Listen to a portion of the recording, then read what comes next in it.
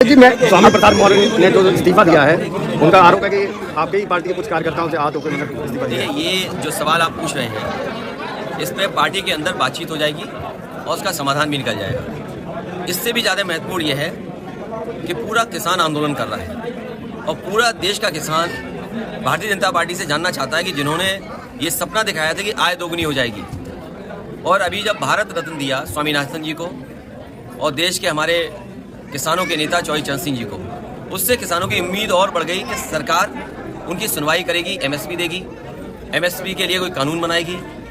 लेकिन जिस तरह सरकार का व्यवहार है, कीलें लगा देना, अगर वो निकल रहे हैं तो रोकने के लिए तमाम चीज़ों का इंतजाम कर देना, प्रशासन पूरी तरीके से पुलिस लगा करके आंसू गैस गोले चला करके उन्हें रोकना चाहती है। आखिरकार आप भारत रत्न एक तरफ दे रहे हैं और दूसरी तरफ किसानों को आप रोकना चाहते हैं, उनकी मांग नहीं मानना चाहते। आखिरकार भारतीय जनता पार्टी चाहती क्या है? जो लोग सपना दिखा रहे हैं कि 5 लाख ट्रिलियन डॉलर की इकोनॉमी बन जाएगी, सच्चाई ये है कि किसानों की आय दोगुनी अगर हो जाए तो आपकी 5 ट्रिलियन डॉलर नहीं, हो सकता है 10 ट्रिलियन डॉलर इकोनॉमी भी बन जाए। और जो लोग ये कहते हैं कि हमारी दुनिया में 5वीं अर्थव्यवस्था बन गई है, ये 5 से दूसरे नंबर में भी पहुंच सकती है अगर ये सरकार किसानों को एमएसपी दे दे और किसानों की आय दोगुनी कर दे। अध्यक्ष जी कल पल्लवी पटेल ने कहा है कि पीडीए ने 3 लोगों का राज्यसभा टिकट घोषित किया, जिसमें जया अमिताभ बच्चन, आलोक रंजन और रामजीलाल सुमन जी। क्या पीडीए का मतलब अल्पसंख्यक महिला नहीं हो सकती थी? क्या पीडीए का मतलब पिछड़ा महिला नहीं हो सकती थी? भारतीय जनता पार्टी से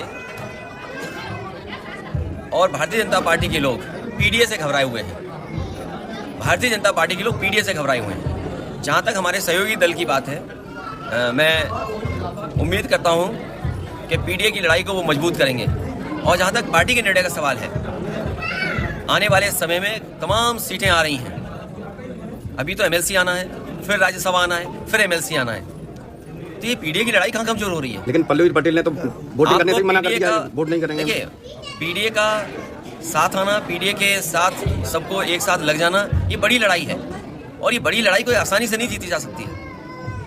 बड़ी लड़ाई में बहुत लोगों का साथ चाहिए होगा।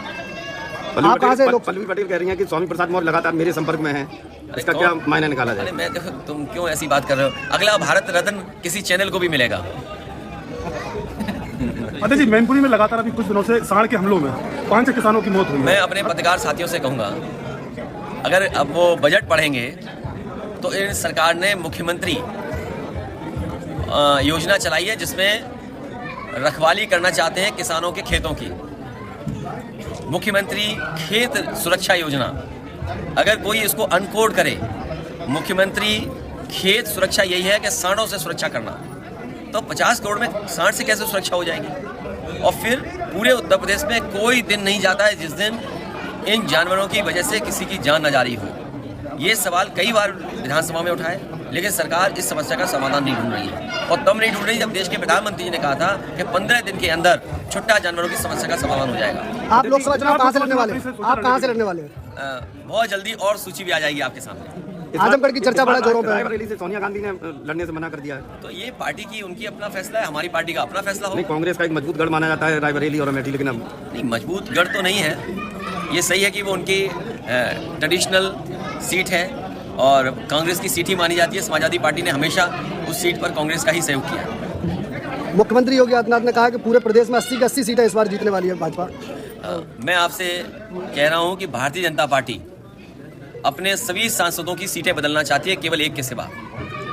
80 की सीटों पर कईयों की टिकट कटने जा रही है और एक जो सीट है वो अपना क्षेत्र बदलना चाहते हैं। तो सोचिए, जिन्हें अपने सांसदों की टिकट काटनी हो और टिकट काटने जा रहे हो तो वो क्या जीतेंगे? अगली सूची में क्या चाचा का नंबर है? अगली सूची में नहीं, अगर आप पे कुछ सुझाव हो तो बता दो। चाचा का क्या अगली सूची में नंबर है? अगर आपके पास कोई सुझाव हो और फिर आप ही कहोगे सब परिवार चुनाव लड़ गया, ये पत्रकार भी बड़े कमाल के होते हैं। अगर इनसे कहो, अभी पूछ रहे हैं कि टिकट क्यों नहीं दे रहे हो अपने लोगों को, परिवार के लोगों को, और हम टिकट दे रहे तो कहेंगे लो परिवारवादी पार्टी हो गई। नहीं, 3 लोगों को तो दिया भी चाचा की, नहीं तो अभी 2-4 और दे देंगे।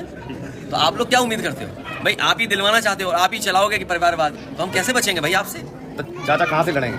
ये आने वाले समय में जैसे जैसे सूचियां आएंगी आपको सब जानकारी हो जाएगी कि पार्टी ने क्या फैसला किया।